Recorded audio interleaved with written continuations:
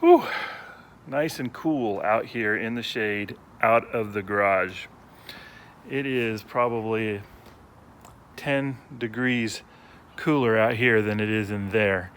And I've got to get this shirt nice and dry before going back in there. But today we're going to talk about a solution that I've come up with for organizing my toolbox. I've been on the hunt for various types of organizing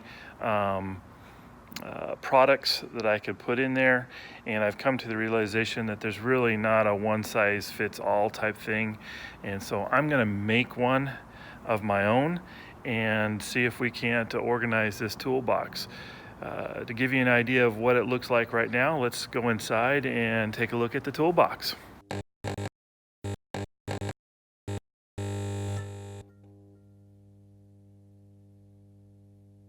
So there's my toolbox. Someday I'll get another one that will go alongside it, but for now I only have these two. It's a double piece. It's a Husky. I got, of course, from my favorite toy store, Home Depot.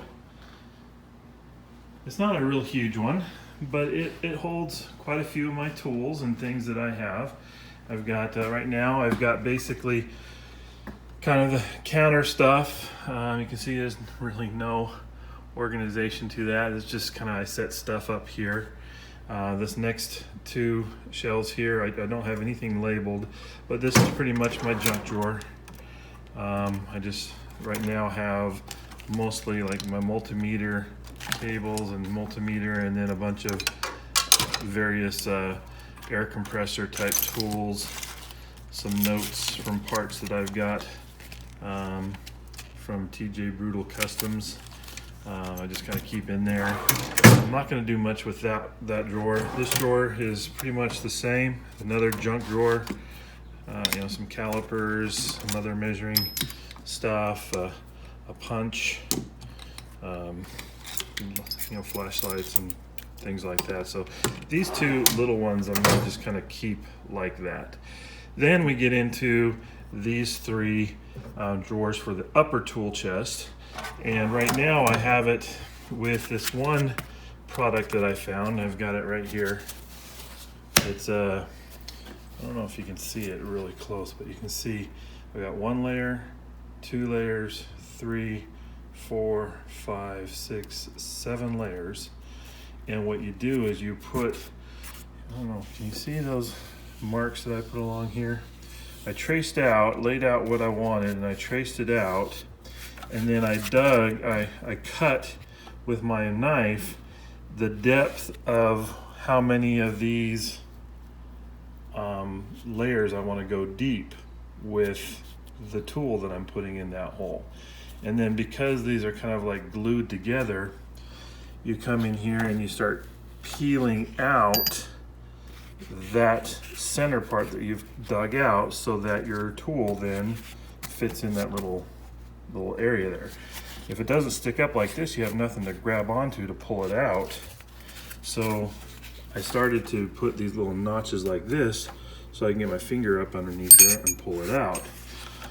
But my impatience didn't do a real good job. I mean, it's kind of, I don't know if I like it. It's a cool concept, but it was really hard as I started digging out some of the things like this one. You can see how deep that is. And that thing is just sitting right into that hole. And you can see there's some of the black layer that was down below. And so it was really hard to kind of gauge when you're plucking out the core so that the tool fits in there. You can see that the cool thing about it is at a quick glance you can tell which tools are missing. And there's a tool missing right here too. So fortunately, got my tools right here. So we're gonna do this one-handed. Maybe not, there we go.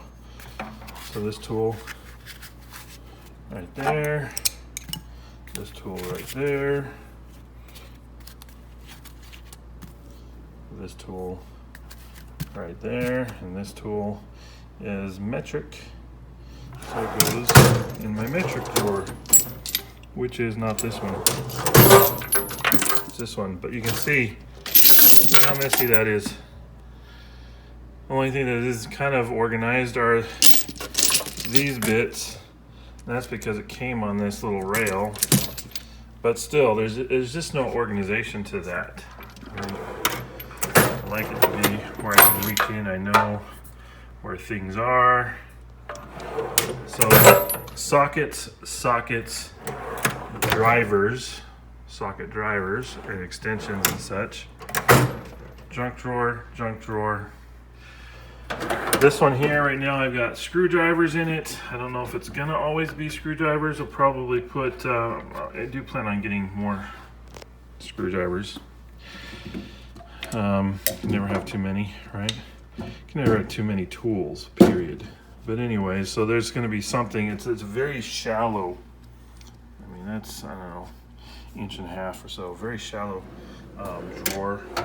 Next drawer I have are my wrenches, open end and boxed end. This one here happens to be my metric, and then standard SAE right here. This cloth that I use, I've got it here and I've got it here on my workbench, is pretty good, but it slides a lot. That's, if you look at this one, you can see there's a gap here because and all this is all bunched up just from it sliding, from opening and shutting the drawers. So what am I going to do? Earlier I had taken some leftover plywood from making my benches, the tops. I took some leftover plywood and I measured each of the drawers. My daughter Shelby is doing an interior design degree, and this last year she had to build a model, and she had these leftover square dowels. They're square and they're not round. These are 1/4 inch, so a 1/4 inch socket can fit down on top of this really well, and anything bigger than a 1/4 inch, well, it'll jingle around a little bit, and I'll probably actually have this go up higher than the socket so that it doesn't have a tendency to want to, fall out when you're aggressively shutting your tool drawers. But these are going to come in handy for this particular project.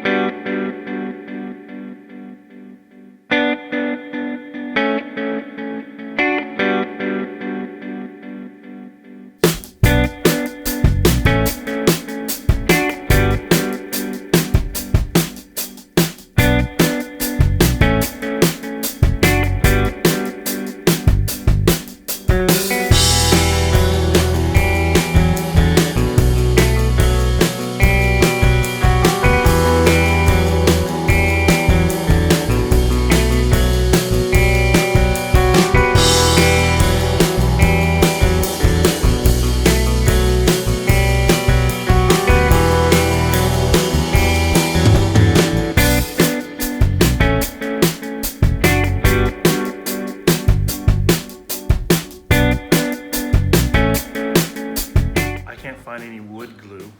However, my daughter Beatrice, remember her? She loves making slime, and I found this.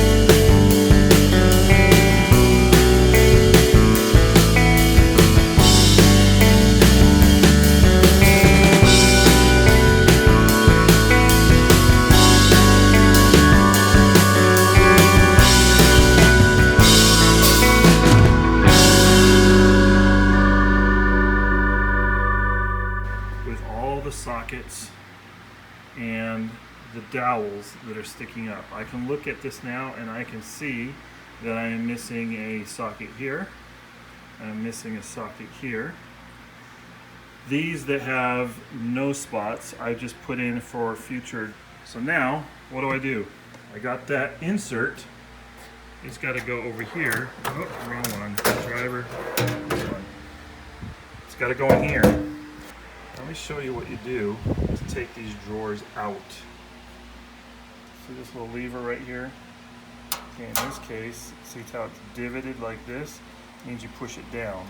So while you push it down, you pull it out. But you got to do the same thing on this side. Now this side is the opposite of what that side is, a push up. And so this one I'm pushing down. The opposite side will be the opposite of what this is. You push it up and you pull the drawer out.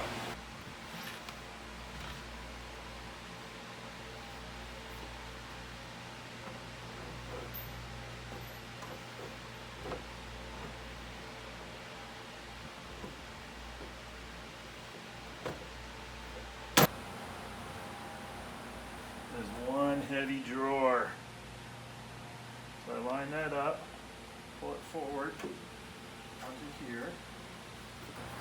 Line this one up, pull it forward onto here. There we go. The first time pushing it in, it's a little bit stiff because it's starting to get into the grooves of those bearings. And once you pull it out, it rolls just perfectly. All of these in this section are 3/8 drives. Okay, so I know that my 3" ratchet will work with these. My 1/4 inch over here. Now I get up in here and I'm in my 1/2 inch. Okay, all along here, both different styles. This one just happens to be the multi, I don't know what they call those. And then the newer Husky with the actual like teeth.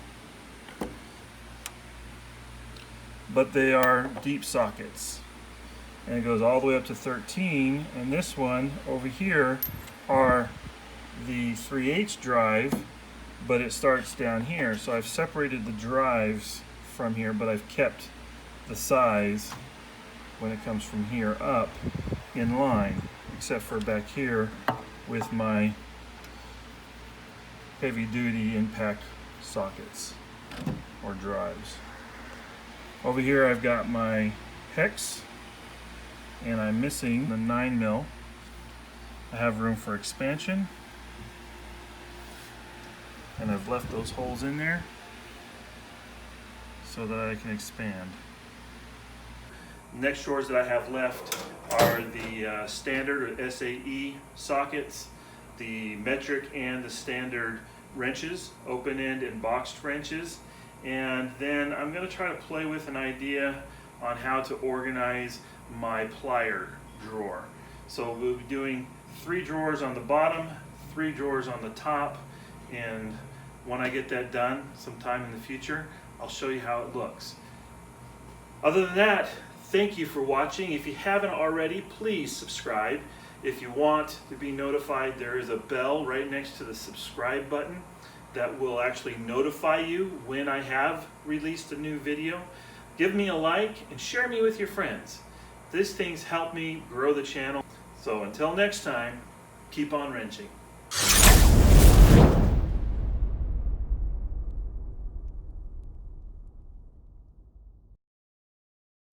So what am I gonna do? I mean, besides sweat like crazy because it's freaking hot here in Arizona.